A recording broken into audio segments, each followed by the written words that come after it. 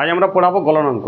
এটা ক্লাস 11এও তোমার কাজে দিবে, জয়েন্ট এন্ট্রান্স নিট ফিট সব দিয়েই কাজে দিবে। আর ক্লাস 8 তো সিলেবাস, 10এও আছে, 9-এ হালকা আছে। এটা আর জীবনের জন্য আছে গলনাঙ্ক। গলনাঙ্ক মানে এটা ফিজিক্স কেমিস্ট্রির মিসাল চ্যাপ্টার। ফিজিক্সও কিছুটা কেমিস্ট্রি, তো এরকম ভাবতে পারো।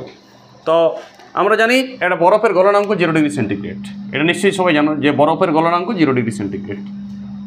তারপর তুমি যদি আরও কিছু গলনাঙ্ক বলি, পারদের গলনাঙ্ক, যেমন পারদের গলনাঙ্ক হচ্ছে -39 ডিগ্রি সেন্টিগ্রেড। তথ্যগুলো নোট ডাউন। সোনার গলনাঙ্ক যদি বলো, সোনার গলনাঙ্ক প্রায় 1055 ডিগ্রি সেন্টিগ্রেড। আচ্ছা, তুমি প্লাটিনামের যদি গলনাঙ্ক বলো, তাহলে প্লাটিনামের গলনাঙ্ক হচ্ছে 1755 ডিগ্রি সেন্টিগ্রেড। আর যদি টাংস্টেন বলো, টাংস্টেনের ডাব্লিউ চিহ্ন যেটা বাল্বের মধ্যে দেওয়া থাকে, তার গলনাঙ্ক হচ্ছে 3300 ডিগ্রি সেন্টিগ্রেড। বিরাট গলনাঙ্ক, ওই জন্যই তো আমরা বাল্বের মধ্যে টাংস্টেন তারটা ইউজ করি, গলনাঙ্ক অনেক বেশি। অত সহজে গলবে না, 3300 ডিগ্রি সেন্টিগ্রেড উষ্ণতা নিয়ে দেবে, তবে গলবে। বরফের গলনাঙ্ক 0 ডিগ্রি। পারদের গলনাঙ্ক -39, যে কোনো চাকরি পরীক্ষায় পড়ে। আর পারদের স্ফুটনাঙ্ক কত? 357। এটা তুমি ছোটোদের ফিজিক্স, ছোটোদের কেমিস্ট্রি দুটাই ভাবতে পারো। এই ক্লাসটা ছোটোদের একদম প্রাইমারি ধরনের। আরে ছোটো তো সবাই, যারা নিট পরীক্ষা দিচ্ছে তারাও ছোটোদের বলতে আমি ছোটোদের দিই, তার মানে নিট পরীক্ষাও দেওয়া যাবে, জয়েন্ট এন্ট্রান্সও দেওয়া যাবে। এই ধারণা নিয়ে যে কোনো চাকরি পরীক্ষা দেওয়া যাবে, অল ইন্ডিয়া বেসিস, আইএস অবধি সব পরীক্ষাতেই এগুলো জিকে পড়ে। তো গলনাঙ্ক সংজ্ঞা খুব ইম্পর্টেন্ট। গলনাঙ্ক কাকে বলে এটা খুব ইম্পর্টেন্ট ক্লাস পরীক্ষার জন্য। পরে অপশনাল পরীক্ষায় তো গোল মারতে পারবে, আর কনসেপশন থেকে কোশ্চেন দেবে, এই তথ্যগুলো দিতে পারে। পারদের গলনাঙ্ক খুব ইম্পর্টেন্ট, -39। বরফের গলনাঙ্ক 0 ডিগ্রি সেন্টিগ্রেড। সোনার গলনাঙ্ক প্রায় 1000, আর প্লাটিনামের গলনাঙ্ক প্রায় 1600। টাংস্টেনের গলনাঙ্ক 3300 ডিগ্রি সেন্টিগ্রেড। এগুলো মাথায় রাখতে হবে, একটু মাথায় লোড রাখতে হবে হালকা। আর তুমি 1655 দরকার নেই, 1600 1700 মনে রাখবে, তাইলেই হয়ে যাবে। মানে কনসেপশনটা দরকার, প্রপার গলনাঙ্ক জানার দরকার নেই। ঢালাই লোহা 1200 ডিগ্রি, শুধু লোহা 750 ডিগ্রি, অ্যালুমিনিয়ামের প্রায় 650 ডিগ্রি। এই স্ফুটনাঙ্ক গলনাঙ্কগুলো মনে রাখবে। এবার গলনাঙ্ক কাকে বলে শোনো। পদার্থের কটা অবস্থা? কঠিন অবস্থা, তরল অবস্থা, আর গ্যাসীয় অবস্থা। জানেন তো সবাই। আরেকটা অবস্থা আছে যেটাকে বলে আমরা সান্দ্র অবস্থা বলি, 4 নম্বর অবস্থা পদার্থের। যেমন বোরোলিন, বোরোপ্লাস, মাখন, ওইগুলো তো একটা অবস্থা। ওটা তরল হলে কঠিন হলে, তরল কঠিনের মাঝে একটা অবস্থা আছে সান্দ্রতা। ওইটা কোনো আজকে ওইটা নিয়ে আলোচনা নাই। কঠিন থেকে তরল হচ্ছে। আমরা সাধারণত কঠিন থেকে যদি কোনো পদার্থ তরল হয়, বরফটা যদি জল হয়ে যায়, তখন আমরা ঘরোয়া ভাষায় কী বলি? যে বরফটা গলে গেল। এই ঘটনাটাকে বলা হয় গলন। আর যে উষ্ণতাতে গলে তাকে বলে গলনাঙ্ক। মাথায় ঢুকছে কিছু? কঠিন পদার্থ থেকে তরল পদার্থ হওয়ার ঘটনাটাকে বলে গলন, আর যে উষ্ণতায় গলে তাকে বলে গলনাঙ্ক। কিন্তু এই কথাটা গলনাঙ্কের এটা পরিচয় হলো, সংজ্ঞা ডেফিনেশন এইটা লয়। ডেফিনেশন ফিজিক্সের আলাদা আছে। যদি তোমাকে বলে ওরে সাইকেলে যেতে যেতে, রাস্তায় যেতে যেতে, ট্রেনে বসে বসে গল্প করি, গলনাঙ্ক কী বলবে?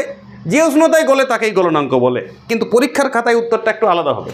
কনসেপশন এটাই আসল কনসেপশন, কিন্তু পরীক্ষার খাতায় লিখতেও তোমাকে একটা কথা আছে, শুনো কথাটা।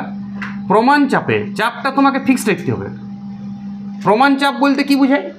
প্রমাণ চাপ বলতে বোঝায় পৃথিবীতে 45 ডিগ্রি উত্তর অক্ষাংশে সমুদ্রপৃষ্ঠে বাহুর যে চাপ দেয়, ওটাকে আমরা 1 অ্যাটমস্ফিয়ার ধরি, ওটাকে 76 সেমি পারদস্তম্ভের চাপ হয়। 76 সেমি পারদস্তম্ভ টেরিসেলের পরীক্ষায় যে চাপ দেয়, ওটাকে আমরা 1 অ্যাটমস্ফিয়ার চাপ ধরি, এবং ওইটাকেই প্রমাণ চাপ বলা হয়। সেই চাপের সংজ্ঞাটা করা আছে। এই উষ্ণতাগুলো সব প্রমাণ চাপে বরফের গলনাঙ্ক 0 ডিগ্রি, মানে চাপটা 76 সেমি। চাপ বাড়িয়ে গেলে গলনাঙ্ক একটু বাড়তে পারে বা কমতে পারে। চাপের সঙ্গে সঙ্গ আছে। বায়ুমণ্ডলের যে চাপটা, তার সঙ্গে সঙ্গ আছে। তুমি হিমালয় পর্বতের উপরে যে উষ্ণতায় কোনো জিনিস গলবে, খনিতে সেই উষ্ণতায় গলবে না। খনিতে বায়ুর চাপ বেশি থাকে। চাপ বাড়িয়ে গেলে গলনাঙ্ক বাড়তেও পারে, কমতেও পারে। আমি বলবো পরে চাপের প্রভাব গলনাঙ্কের উপর। ঠিক আছে? খুব গুরুত্বপূর্ণ ক্লাসটা খুব মন দিয়ে শুনবে। গলনাঙ্কের একদম পুরো 100% কনসেপশন। তুমি ক্লাসের শেষে গলনাঙ্কের মাস্টার হয়ে চলে যাবে। এই ক্লাসটার শেষে গলনাঙ্ক খুব ইম্পর্টেন্ট একটা রাশি ফিজিক্সের। তাহলে ঘটনাটা হচ্ছে গলন, যে উষ্ণতায় গলে তাকে বলে গলনাঙ্ক। প্রমাণ চাপে যে নির্দিষ্ট উষ্ণতায়, এই কথাটা, যে নির্দিষ্ট উষ্ণতাটাকে বলা হয় গলনাঙ্ক। যে নির্দিষ্ট উষ্ণতায়, আমি পুরাটা লিখবো না, প্রমাণ চাপে যে নির্দিষ্ট উষ্ণতায় কোনো কঠিন পদার্থ গলে তরল পদার্থ পরিণত হয়। এবং শুনো, এই যে বরফটা ধরো, আজ বরফটা অর্ধেকটা গলিল, জল হইল, অর্ধেকটা এখনও বরফ আছে, তাইলে কিন্তু লয় পুরো বরফটা গলি জল হবে, কিন্তু উষ্ণতা ফিক্সড থাকবে ততক্ষণ। উষ্ণতা আর কমা বাড়া হবে না। যখন গলতে শুরু করবে তারপর থেকে আর উষ্ণতা বাড়িবে না। যে গলছে তো একটা উষ্ণতা বাড়লে অমনি হবে না। ওই উষ্ণতা ফিক্সড থাকবে যতক্ষণ পর্যন্ত পদার্থটা না সম্পূর্ণ গলছে। তাকে তাকে বলতে কাকে বুঝাইছে? যে নির্দিষ্ট উষ্ণতায়। সূত্র শুনো, প্রমাণ চাপে যে নির্দিষ্ট উষ্ণতায় কোনো কঠিন পদার্থ গলে তরল পদার্থে পরিণত হয় এবং যতক্ষণ পর্যন্ত সমগ্র পদার্থটা গলে না তরল হয়েছে ততক্ষণ পর্যন্ত উষ্ণতায় স্থির থাকে, তাকে গলনাঙ্ক বলে। সংজ্ঞাটা আমার মুখটাই বলছি, সেইটা লেখো, আমি বোর্ডে পুরাটা লিখব না, খাতা বাই করে লেখো। আস্তে আস্তে বলবো কি বলছি, আস্তে আস্তে। প্রমাণ চাপে যে নির্দিষ্ট উষ্ণতায় কোনো কঠিন পদার্থ গলে তার সমগ্র অংশ দ্রুত তরল পদার্থে পরিণত হয় এবং যতক্ষণ না সমগ্র পদার্থটা তরল হয় ততক্ষণ পর্যন্ত ওই উষ্ণতায় স্থির থাকে, সেই উষ্ণতাটাকে ওই পদার্থের প্রমাণ চাপে গলনাঙ্ক বলে। চাপ তুমি বাড়াইতে পারো, চাপ কমাইতে পারো, গলনাঙ্কের মান চেঞ্জ হতে পারে, কিন্তু প্রমাণ চাপের কথা, প্রমাণ চাপে ফিক্সড। প্রমাণ চাপে বরফের গলনাঙ্ক 0 ডিগ্রি, প্রমাণ চাপে পারদের গলনাঙ্ক -39 ডিগ্রি সেন্টিগ্রেড। পারদ কঠিন থাকে, পারদ থার্মোমিটার আমরা ভরি তরল, কিন্তু -39 মানে তুমি যদি মেরু প্রদেশে চলে যাও -40 ডিগ্রি উষ্ণতায়, মেরু প্রদেশে গেলে, সুমেরুকে মেরুতে গেলে পারদটা কঠিন হয়ে যাবে, থার্মোমিটারের পারদ কঠিন হয়ে যায়। তখন থার্মোমিটার দিয়ে জ্বর মাপা যাবে না, থার্মোমিটার ভেঙে যাবে ওইখানে। পারদটা কঠিন হয়ে গেলে তো থার্মোমিটারটা কী কাজ করবে? উঠানামা তো করবে না, যতই জ্বর হোক। নমস্কার। তুমি যদি মেরু প্রদেশে চলে যাও -89 ডিগ্রি সেন্টিগ্রেড আছে, রাশিয়ার ভোস্তক চলে যাও, তো সেইখানে তো পারদ কঠিন হয়ে যাবে। তাহলে থার্মোমিটারে পারদ ভরলে ওইখানে কোনো কাজ করবে? মাথায় বুঝতে পারছো কী বলছি আমি? পারদের একটা তরল থাকার রেঞ্জ হচ্ছে -39 থেকে 357। ওই জন্যই তো আমরা পারদ লিখি থার্মোমিটারে 357 পর্যন্ত, +357, -39 থেকে +357 সংখ্যা রেখা বুঝছো তো? অত বড় পাল্লায় পারদকে তরল অবস্থায় পাওয়া যায়, ওই জন্যই আমরা পারদ লিখি। আমাদের ঘরে ঘাটে আমরা যেখানে বাস করি, আমাদের যে সমাজ, Purulia, Bankura, Europe, England, London, মন্ডন, এইখানে তো 0 ডিগ্রির নিচে উষ্ণতা হয় না। পৃথিবীর 90% জায়গায় তো উষ্ণতা 0 ডিগ্রির উপরেই থাকে। কথাটা বুঝতেছো? আমাদের যেমন গড় উষ্ণতা কত? 25 ডিগ্রি। আমাদের এলাকায় পশ্চিমবঙ্গের গড় উষ্ণতা কত? 25 ডিগ্রি সেন্টিগ্রেড। গড় উষ্ণতা বলছি, গ্রীষ্মকালে 42 হতে পারে, শীতকালে 11-12 নামতে পারে। গড় উষ্ণতা 25 আমাদের এলাকায়। তো পারদ তো -39 থেকে তরল থাকে, টেনশন নাই। যদি -2ও থাকে, ফ্রিজেও তুমি থার্মোমিটার ঢোকাই দাও, তাও তরল থাকবে। -39 ধারে কাছে নাই। বরফের টাচে যদি রেখে দাও পারদ রোকে থার্মোমিটারকে, তাও উষ্ণতা দিতে পারে। বরফের তো 0 ডিগ্রি উষ্ণতা, -39 তো কই তরল থাকে, তার তো বরফের উষ্ণতাও মেপে দিবে। -3 হিমোমিশ্রের উষ্ণতা মেপে দিবে। আমি বলছি শোনা, এবার হিমোমিশ্র কি? হিমোমিশ্র হচ্ছে, হিমোমিশ্র মানে হিম মানে বরফ। বরফের সাথে যদি তুমি 3 ভাগ বরফ নিলে আর 1 ভাগ তুমি নুন নিলে, নুন ঘরে যে নুনটা খায় NaCl, জানো উষ্ণতা কত হবে? -23 ডিগ্রি সেন্টিগ্রেড। বুঝছো? এমনিতে বরফে 0 ডিগ্রি, নুন মিশান দিলে আরও ঠান্ডা হয়ে যায় ওইটা মিশ্রণটা। এইটা দিয়েই তো আমাদের সেই মাছ আনে নাই বাংলাদেশ থেকে, ইলিশ মাছ, ফিলিশ মাছ, শাকসবজি বিদেশ থেকে যে পেটিগুলো হয়, পেটিগুলোতে হিমোমিশ্র ভরা থাকে। বরফ ভরে নাই, বরফ ভরলে তো উষ্ণতা 0 ডিগ্রি থাকবে, আরও ঠান্ডা করে দেবে, ফ্রিজের থেকেও বেশি ঠান্ডা। ওই পেটির ধারে খাঁজ থাকে, ওই খাঁজগুলোতে হিমোমিশ্র গুঁড়া ফেলে দিই, আর অনেক দিন ঠান্ডা থাকে। 7-8 দিন 15 দিন পর্যন্ত মাছটা টাটকা পাবে তুমি। পদ্মার ইলিশ পুরুলিয়ার লোক খাইতে পাবে 15 দিন পরেও ঠান্ডা থাকছে। হিমোমিশ্রের উষ্ণতা কত? -23। কী কী মিশাই বললাম?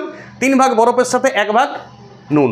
আবার যদি তুমি 2 ভাগ বরফ নিবে, মনে শুনবে ভালো করে, আর 3 ভাগ বরফ আর 2 ভাগ ক্যালসিয়াম ক্লোরাইড নিবে, CaCl2। ক্যালসিয়াম ক্লোরাইড নাম শুনিছ? নাম শুনো নাই তো শুনো, এখন শুনিছো নিশ্চয়ই। ক্যালসিয়াম ক্লোরাইড যদি মিশাই দাও তাহলে উষ্ণতা -55। মানে বাবা আরে বাবা, এটা তো বরফ দিয়েও মাপা, পারদ দিয়েও মাপা যাবে না। পারদের তো -39 কঠিন হয়ে যায়, কথাটা বুঝতেছি। তার থেকেও ঠান্ডা হয়ে যায়, আরও ঠান্ডা হয়ে যায়, -55 ভাবা যায় মেরু প্রদেশের উষ্ণতা।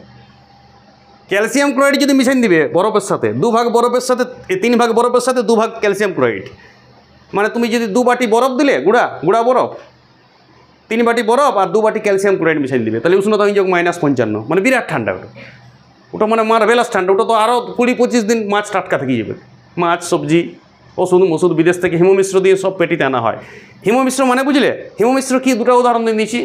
3 ভাগ বরফের গুঁড়ার সঙ্গে যদি 1 ভাগ নুনের গুঁড়া মিশিয়ে দাও, -23 ডিগ্রি উষ্ণতা হয়ে যায়, এটাকে বলে হিমোমিশ্র। হিমোমিশ্র শুধু এইটাই লয়, অনেক ছেলে ভাবে এইটাই হিমোমিশ্র এটা সংজ্ঞা লয়। বরফের সাথে অন্য কিছু পদার্থ মিশাই বরফের উষ্ণতা আরও কমান দেওয়া যায়, সেইটাকেই বলে হিমোমিশ্র। হিমমিশ্রতে বরফ মাস্ট, তারপরে নুনটা মাস্ট লয়। নুনের পরিবর্তে আমি কি দিতে পারি? CaCl2। আর CaCl2 তো একটা লবণই বটে। CaCl2 একটা লবণ, যেমন এইটা NaCl একটা লবণ। খাবার নুন মানে NaCl। হে, আমরা যেটা খাই সেটা NaCl। CaCl2 আমরা খাই না। CaCl2 হ্যাঁ, আমাদের নুনে CaCl2 একটু থাকে, হালকা CaCl2 আমাদের নুনে মিশা থাকে, সব কিছুই থাকে। MgCl2 থাকে, এগুলো সবলাই লবণ। তাহলে বরফের সাথে যে কোনো লবণ মিশাইন দাও, NaCl মিশাইন দিলে কত ডিগ্রি উষ্ণতা হয়? -23। যদি CaCl2 মিশাইন দেবে কত ডিগ্রি উষ্ণতা হবে? -55। এই মিশ্রণটাকে কি বলে মোনা? হিমমিশ্র। কোথায় ব্যবহার বলে দিলাম। আরেকটা জিনিস শোনো, ইউটেকটিক উষ্ণতা। এটা মাঝে মাঝে কোনো পরীক্ষায় চলে আসে। ইউটেকটিক বানান লিখবে, ইউটেকটিক, ট্যাকটিক আর উষ্ণতা। শোনো, দেখো বরফ আর তুমি নুন মিশাইন দিচ্ছ, এটাকে দ্রবণ তো একটা। জলের সাথে তুমি নুন মিশাইন দিলে একটা দ্রবণ হইল, দ্রাবক প্লাস দ্রাবক। জলটা হচ্ছে দ্রাবক আর নুনটা হচ্ছে দ্রাবক। এখন আমি যদি ঠান্ডা করি তাহলে জলটা আলাদা ঠান্ডা হবে, বরফটা আলাদা ঠান্ডা হবে। কথার বোঝাচ্ছে, এই সরি, নুনটা আলাদা ঠান্ডা হবে। দুটারই তো তোমার হিমাঙ্ক আলাদা, গলনাঙ্ক আলাদা। তাহলে হিমাঙ্কটাও আলাদা হবে যখন কঠিন হবে। কিন্তু অমনি না, যখন আমি দ্রবণটাকে কঠিন করব বা দ্রবণটাকে গলাবো, কোনো দ্রবণকে একসাথে গলিবে দুটাই। যে উষ্ণতায় কোনো দ্রবণে দ্রাব এবং দ্রাবক একই সাথে গলি যায় বা একই সাথে কঠিন হয়ে যায়, তখন তাকে আমরা কি বলবো? সেই উষ্ণতাটাকে ইউটেকটিক উষ্ণতা।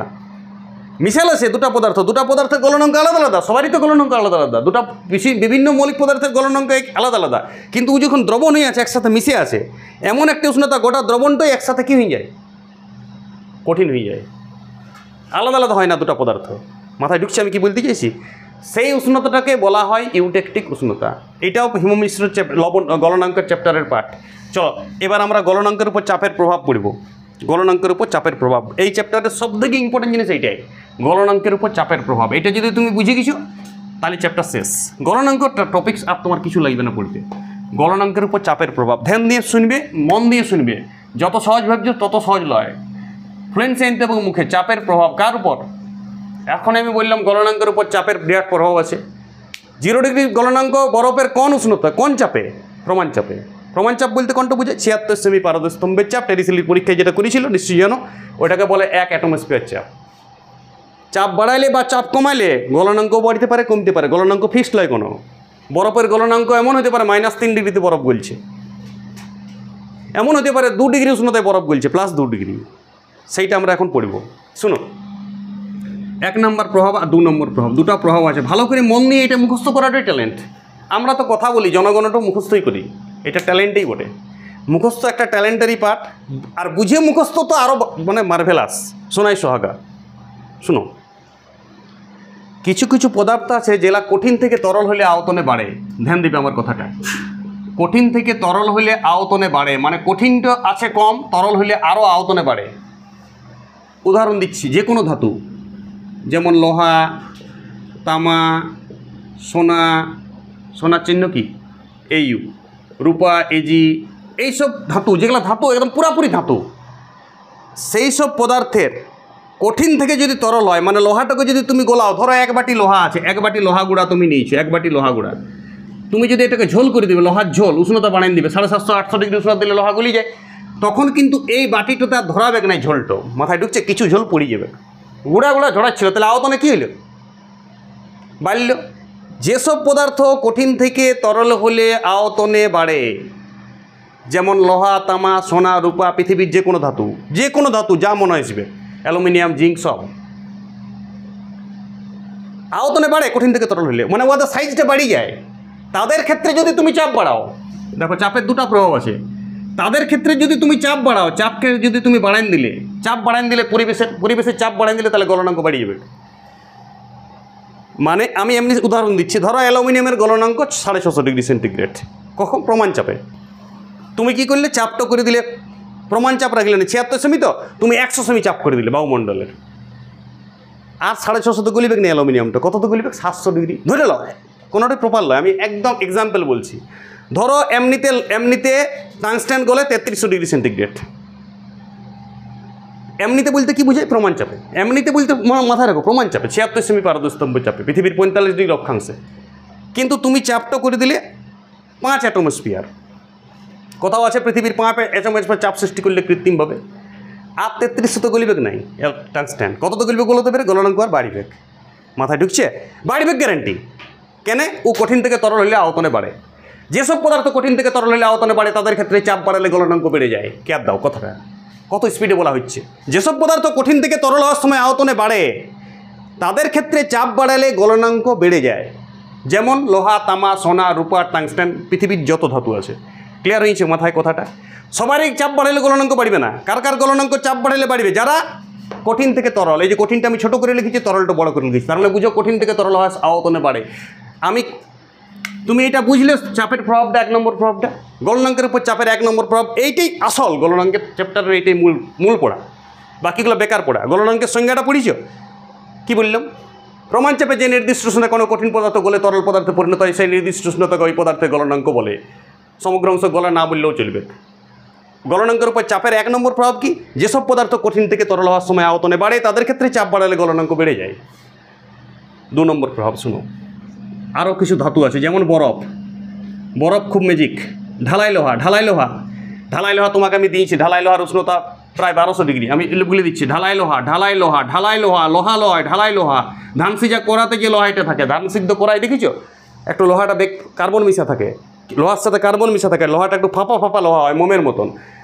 এমনি কড়াই আলাদা, খুন্তি দিয়ে যেটা রান্না করে বেগুন ভাজা ঘরে, কিন্তু ধান সিদ্ধ করার কড়াই আলাদা। যারা ধান সিদ্ধ হয় ঘরে বাড়িতে আশেপাশে, তারা বুঝতে পারবে ধান সিদ্ধ কড়াই কোনটা। এখন উঠে গেছি যদিও, সেইটা কি হয়? ঢালাই লোহা হয়। ঢালাই লোহা, অ্যান্টিমনি, বিসমাথ, বরফ। ঢালাই লোহা, অ্যান্টিমনি, বিসমাথ, বরফ। ঢালাই লোহা, অ্যান্টিমনি, বিসমাথ, বরফ। ধাতুকল্প জেলা আছে। এই সব পদার্থগুলা কঠিন থেকে তরল হলে আয়তনে কমে। মাথায় ঢুকছে কি বললাম? কঠিন বড় থাকে, তরলে ছোট হয়ে যায়। আমি উদাহরণ দিচ্ছি। ধরো তুমি 1 বাটি বরফের গুঁড়া নিয়েছো ফ্রিজে, গুঁড়া বরফ, ওটাকে জল করে দিলে, মানে জল করে দিলে, বলো না কি হবে? জলটা আরও কমিয়ে যাবে, বাটিটা খালি হয়ে যাবে, পড়বে না। জল হলেই বরফ কমে যায়, বরফ হলে ফুলি যায়। কথার বুদ্ধি, ওই জন্য বরফ জলে ভাসে। বরফ হালকা, জল ভারী। যদি তুমি 1 বাটি বরফকে গোলাবে, জল করবে, তাহলে বাটিটার থেকেও কমিয়ে যাবে জলটা। মাথায় ঢুকছে কিছু? এখনই আমি তোমাকে বলেছিলাম যে লোহা 1 বাটি যদি গোলাবে, তাহলে বাইরে পড়ে যাবে, ঝোলটা বাড়ি যায়, লোহার ঝোলটা বাড়ি যায়। কিন্তু বরফের ঝোল মানেই তো জল। বরফ কঠিন, বরফটাকে ঝোল করে দিলে জল হয়, তাহলে জলটা ওই বাটিতে তো থাকবে, কি বাটিটা খালি হয়ে যাবে কিছুটা। মাথায় ঢুকছে? তাহলে বরফ কঠিন থেকে তরল হলে আয়তনে কী হয়েছে? কমছে। মাথায় ঢুকলো? যেসব পদার্থ কঠিন থেকে তরল হওয়ার সময় আয়তনে কমে, তাদের ক্ষেত্রে চাপ বাড়াইলে, চাপ কিন্তু দুবারই বাড়ানো হয়েছে। এখানে ছিল সুরে ভুল করে ফেলে, চাপ দুবারই বৃদ্ধি হচ্ছে। চাপ বাড়াইলে গলনাঙ্ক বেড়ে যায়, কমে যায়। তার মানে তুমি যদি আজকে 1 অ্যাটমস্ফিয়ার চাপে বরফকে গলাচ্ছ, তবে উষ্ণতা কত? 0 ডিগ্রি সেন্টিগ্রেড। কিন্তু যদি তুমি 2 অ্যাটমস্ফিয়ারে গলাও বরফকে, মাইনাসে গলিবে, -3 গলি যাবে, -5 গলি যাবে। কথার বুঝতেছো? কথা প্রপার বলছি না, একদম ধরে লাও। গলনাঙ্কটা কমছে, মানে মাইনাসে ঢুকছে গলনাঙ্ক, মানে কম উষ্ণতায় গলি গেছি আরও। মাথায় ঢুকছে? হ্যাঁ, তাহলে এটা গলনাঙ্কের উপর চাপের প্রভাব, বুঝছো? যাকে নিয়ে আসা হয়েছে নতুন ছাত্রকে কিছু পড়ানো হবে, নতুন ছাত্রকে গলনাঙ্ক শেখানো হবে, গলনাঙ্ক হবে। তাহলে কঠিন থেকে তরল হলে যারা আয়তনে বাড়ে, সেই সব পদার্থের ক্ষেত্রে চাপ বাড়ালে গলনাঙ্ক বেড়ে যায়। ধ্যান দেবে কথাটা, চাপ কিন্তু দুবারই বাড়ছে। সুরে কেউ কঠিন থেকে তরলের সময় যারা আয়তনে কমে, তাদের ক্ষেত্রে চাপ বাড়ালে গলনাঙ্ক কমে যায়। যেমন বরফ, ঢালাই লোহা, অ্যান্টিমনি, বিসমাথ। কঠিন থেকে তরল হওয়ার সময় যেসব পদার্থ আয়তনে বাড়ে, তাদের ক্ষেত্রে চাপ বাড়ালে গলনাঙ্ক বেড়ে যায়। যেমন তামা, সোনা, রূপা, লোহা, যে কোনো ধাতু। ঢালাই লোহা কিন্তু ধাতু, অন্য জিনিস বটে। ঢালাই লোহা প্রপার লোহা লয়, এটাতে লোহার সঙ্গে অনেক কিছু মিশাল থাকে। কথার বুঝতেছে? ঢালাই লোহা বরফের মতন হয়। ঢালাই লোহা, বরফ, অ্যান্টিমনি, বিসমাথ, এইলা কঠিন থেকে তরল হলে আয়তনে কমে যায়। তার চাপ বাড়াইলে গলনাঙ্ক কমে যাবে। যদি তুমি কারণে ঢুকতে চাও, তো কারণও বুঝাই দিচ্ছি। দেখো, কঠিন থেকে তরল হলে ওকে চাপ কী করতে খুঁজছে? আয়তনে বাড়াইতে খুঁজছে। কঠিন থেকে তরল হলে যাদের ক্ষেত্রে চাপ আয়তনে বাড়াইতে খুঁজছে, চাপ তো বাড়াইতে খুঁজছে, এই উষ্ণতা বাড়াইতে খুঁজছে। কঠিন থেকে তরল হলে উষ্ণতাকে বাড়াইতে খুঁজছে, তবেই তো তরল হয়। যারা আয়তনে বাড়ে, তো তুমি চাপ বাড়িয়ে দিলে চাপ তো উল্টা কাজ করছে। চাপ কী করছে? বলছে ছোটো হো, উষ্ণতা করছে বড় হো। গোলাবার সময় যাদের ক্ষেত্রে আয়তনে বড় হয়, তাদের ক্ষেত্রে উষ্ণতা কী করতে চাইছে? পদার্থটাকে আয়তনে বড় করতে চাইছে। তুমি চাপ বাড়াই দিচ্ছ, মানে চাপ চাইছে আয়তনে ছোট করতে। তাহলে চাপ আর তাপ, মানে উষ্ণতা আর চাপ এগেনিস্টে কাজ করছে। উষ্ণতা একে বড় করতে খুঁজছে, অর্থাৎ গলাইতে খুঁজছে, আর চাপ বাড়াই দিচ্ছ, মানে চাপ ছোট করতে খুঁজছে। তাহলে বেশি উষ্ণতায় গলিবে, কারণ চাপকে মারতে হয়েছে প্রথমে, চাপের উল্টা কাজ করতে হয়েছে। তাহলে সেই জন্য আগের থেকে বেশি উষ্ণতা লাগছে। এমনিতে যদি অ্যালুমিনিয়াম 650 ডিগ্রি উষ্ণতায় গলে, অ্যালুমিনিয়াম ধাতু বটে, চাপ যদি বাড়াই দাও তাহলে ও 750 উষ্ণতায় গলিবে, গলনাঙ্ক বাড়িয়ে যাবে। টাংস্টেনের ধাতুরও, টাংস্টেনের গলনাঙ্ক এমনিতে 3300। আমরা বাল্বের মধ্যে আরও বায়ু পুড়ে চাপ বাড়াই, নাইট্রোজেন ফাইট্রোজেন পুরি দিই, নিষ্ক্রিয় গ্যাস পুরি দিই বাল্বের মধ্যে। এমনি বাল্ব, সাদা বাল্ব, এখনকার ওই বাল্ব দেখা যায় না, সেই 10 টাকার বাল্ব। এই চাপ বাড়াই, ওরা গলনাঙ্ক 3300 কেন 3500 হয়ে যায়, আরও বেশি উষ্ণতায় বলো ভালো, বাল্বটা অনেকদিন টেকে। ওই জন্য আমরা বাল্বের ভিতরে আরও বায়ু পুরি দিই, নাইট্রোজেন, আর্গন মার্গন পুরি দিই, নিষ্ক্রিয় গ্যাস, যারা বিক্রিয়া করবে কি নেই। তো তখন ওই বাল্বের টাংস্টেনের উষ্ণতা 3500 ডিগ্রি হয়ে যায়। কথা বুঝতেছো? কারণ ধাতুগুলো চাপ বাড়ায়, আয়তনে বাড়ে। কঠিন থেকে তরল হওয়ার সময় আয়তনে যারা বাড়ে তাদের ক্ষেত্রে চাপ বাড়ালে গলনাঙ্ক বেড়ে যায়। যেসব পদার্থ কঠিন থেকে তরল হলে আয়তনে কমে, তাদের ক্ষেত্রে চাপ বাড়ালে গলনাঙ্ক কমে যায়। যেমন বরফ ঢালাইলে অ্যান্টিমনি, বিসমাথ। এলা কঠিন থেকে তরল হলে কি হয়?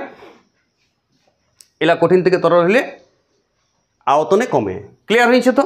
দেখো এইখানে উষ্ণতা কী করতে খুঁজছি? আগে ছোটো করতে খুঁজছি। এইটার ব্যাখ্যাটা ধরো, কঠিন থেকে তরল হলে উষ্ণতা আগে ছোটো করতে খুঁজছি, আর চাপও তো ছোটো করতে খুঁজছি, চাপ বাড়াইছে। তাহলে দুজনে একই কাজ করতে খুঁজছে, ফলে উষ্ণতা অত লাগছে না, চাপ কিছুটা কাজ করে দিচ্ছ, আর ফলে কম উষ্ণতায় গলছে, -3 গলছে বরফটা। মাথায় ঢুকছে? যদি বলো ব্যাখ্যাটা কী, কেন এমনি হচ্ছে, সেটাও তুমি ব্যাখ্যা দিতে পারবে।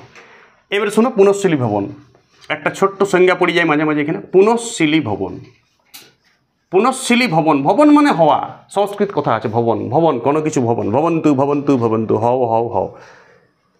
পুনঃ মানে ফিরে, আবার পুনরায়, ঘুরিয়ে, ফার্দার ইংরাজিতে। শিলি মানে বরফ, শিলা মানে বরফ। তাহলে পুনঃশীলী ভবন, আবার ফিরে বরফ হওয়া, কথাটার মানেটা একসাথে ডিসকাস করো। এই বাংলা যে কোনো বাক্যকে তুমি ডিসকাস করবে, মানে বুঝতে পেরে যাবে। পুনঃ মানে আবার, শিলা মানে বরফ, ভবন মানে হওয়া। তাহলে পুনঃশীলী ভবন, আবার ফিরে বরফ হওয়া। তাহলে যেসব পদার্থ, দেখো এবারে বরফের একটা পরীক্ষা আছে, দুখণ্ড বরফকে জোড়া লেগে যায় এখানে। দুটো আইসক্রিমকে তুমি কিনবে, দুটো আইসক্রিমকে চাপ দিবে, এরকম একটা আইসক্রিম আর এরকম একটা আইসক্রিম কিনবে, আর দুটো আইসক্রিমকে চাপ দিবে, তুমি পুরা জয়েন্ট করে দিবে, এটা দিয়ে চাপ দিয়ে দিবে, পুরা চাপ দিবে জোরে, দেখবি জয়েন্ট হয়ে যায়। ছাড়ি দিবে হাতটা, দেখবি জয়েন্ট হয়ে যাবে। কেন? দেখো, বলো বরফটা যখনই তুমি এই বরফ দুটাকে এক কাছে টাচ করে চাপ দিছো হাতে করে, গলছে, এই অংশটা গলছে, গলে গলে টুপুক টুপুক পড়ছে। চাপ বাড়াই নিয়েছো তুমি, হাত দিয়ে চাপ দিচ্ছ, তো গলনাঙ্ক কী হবে? কমিয়ে যাবে, কম উষ্ণতাতে গলিবে। এমনিতে বরফ 0-তে গলে, সেদিন কত গলবে? চাপ, হাত দিয়ে চাপ দিছো, তো -1-2 গলিবে। কেমনি বলছি? -1-2 প্রপার লয়, এটা এই তথ্যটা তুমি কই যে -1 বলিছো, 7 তো ওইটাই বুঝতে পাও না, -10ও হইতে পারে, এই কথাটা প্রপার লয়, 0 ডিগ্রিটা প্রপার। চাপ বাড়াইলে ধরো -2 গলছে, কিন্তু যখনই তুমি হাতটা সরাই নিছো, -2 গলা জলটাকে জল থাকবে, ও তো চাপের জন্য গলিয়েছিল, সঙ্গে সঙ্গে ওই গলা জলটা কী হবে? বরফ হবে। কিন্তু যখন দুটা বরফেরই জল গলিয়েছিল, দুটা বরফের জল তো মিশে যায়, সেই গোলা জলটা যখন তুমি হাতটা উঠাই নিচ্ছ, সেই গোলা জলটার সাথে সাথে মুহূর্তের মধ্যে বরফ হয়ে গিয়েছে, ওই ফাঁকা অংশটাতে বরফ জমে গিয়েছে। কথাটা বুঝতেছ? এই যে দুটা বরফের মাঝের যে গোলা জলটা, যখনই তুমি চাপটা ছেড়ে দিচ্ছ, তখনই ওইটা কিসে পরিণত হয়ে গিয়েছে? আরো ঘরে বরফে। তখন দুটা বরফকে কী করে দিচ্ছে, ওই নতুন বরফটা যেটা গোলা জলের বরফ হলে সাথে সাথে, সেইটা দুটা বরফকে কী করে দিছে? জোড়া লেগে দিচ্ছে। জোড়া মানে তুমি বুঝতেই পারবে না যে দুটা বরফ ছিল, এমনভাবে মিশিয়ে যায় একদম। বুঝতেছ? দুখণ্ড বরফকে তুমি টুকরা করে, ফ্রিজের বরফ দুটা টুকরা নিবে, হাতে চাপ দিয়ে রেখে দিবে, তুমি বুঝতেই পারবে না যে দুটা বরফ ছিল, একটা বরফ হয়ে যাবে। জয়েন্ট করেছো, জয়েন্টের কোনো দাগ খুঁজে পাবে না, কারণ গোলা জলটার সাথে সাথে কী হয়ে গিয়েছে? বরফ হয়ে গিয়েছে। এইটাই হচ্ছে পুনঃশীলী ভবন। দেখো, চাপ প্রয়োগে বরফটা গলিয়েছিল, কিন্তু হাতের চাপটা যখন উঠাই নিয়েছো, তখন আবার করে গোলা জলটা কী হয়ে গিয়েছে? বরফ। পুনঃশীলী ভবন মানে প্রথমে গলিয়েছিল, বরফটা গলিয়ে জল হয়েছিল,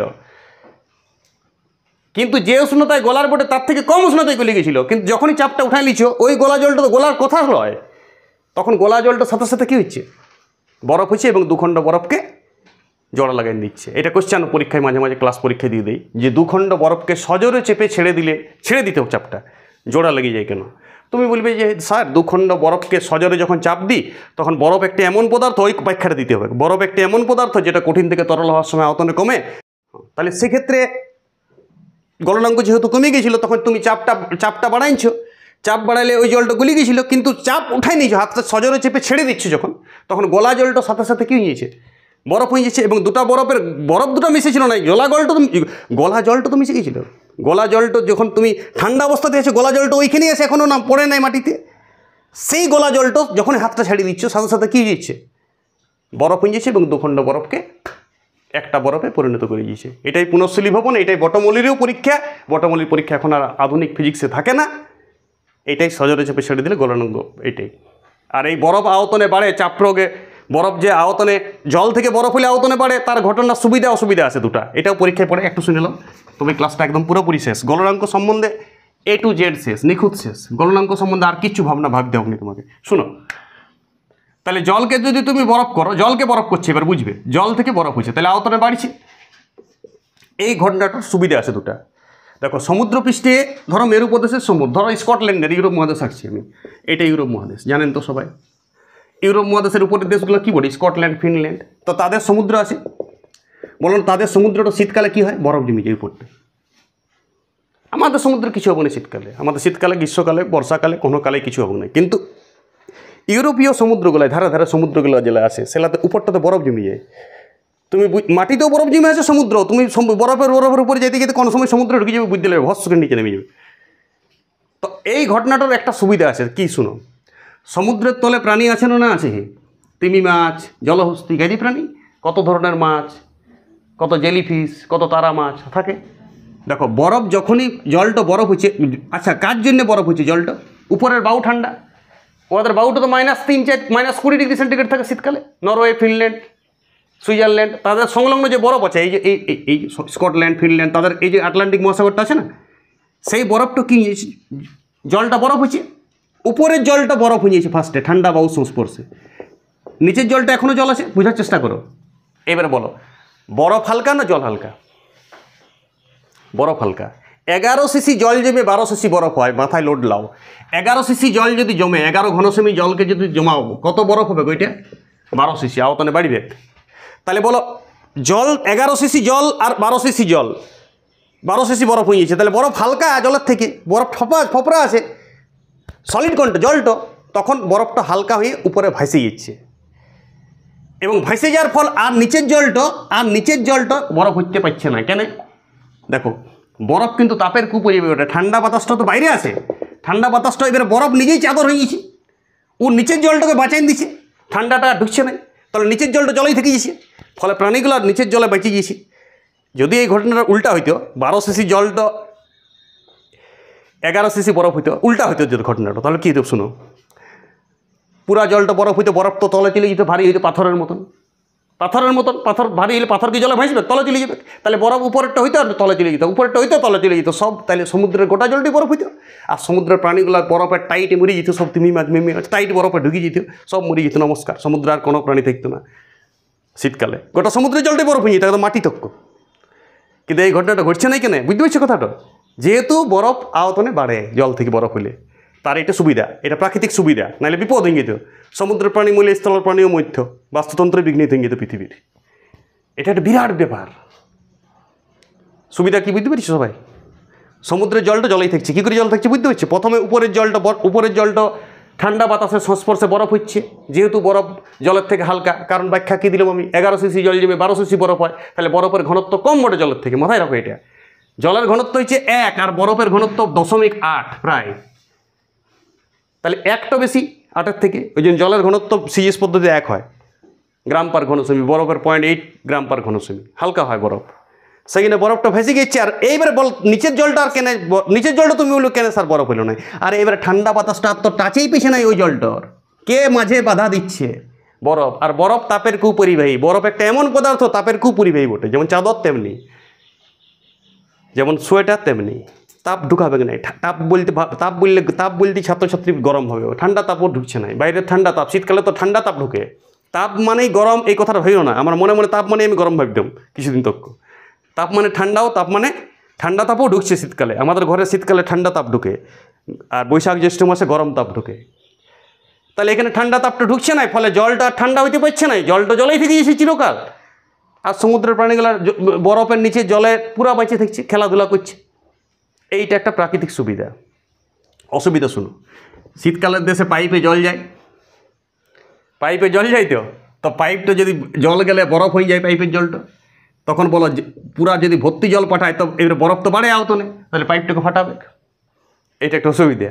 সেই জন্য শীত ওদের দেশে হালকা নুন মারি দিই, জলটা হালকা নুন মারি দিই, হিম মিশ্র হয়ে যায়, তাহলে ও তো অত জলদি ঠান্ডা হবে না, ও বরফ হবে না অত জলদি, কারণ হিম মিশ্র -23 থাকে।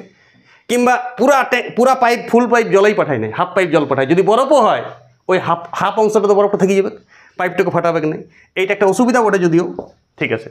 তাহলে আমরা গলনাঙ্ক সম্বন্ধ A to Z পড়লাম। ভালো করে গলনাঙ্কের উপর চাপের প্রভাব দুটা পড়বে, ওইখানেই সব ব্যাখ্যা পেয়ে যাবে তুমি। আর গলনাঙ্কের সঙ্গে আবার রিপিট করে দিচ্ছি আমি, প্রমাণ চাপে যে নির্দিষ্ট সময় কোনো কঠিন পদার্থ গলে তরল পদার্থে পরিণত হয়, সেই নির্দিষ্ট সময় ওই পদার্থে গলনাঙ্ক বলে। গলনাঙ্কের উপর চাপের প্রভাব দুটো আছে, এটা খুব ইম্পর্টেন্ট জিনিস, গলনাঙ্কের সংজ্ঞার থেকেও ইম্পর্টেন্ট। এই চ্যাপ্টারের এই দুটো জিনিসই মূল জিনিস।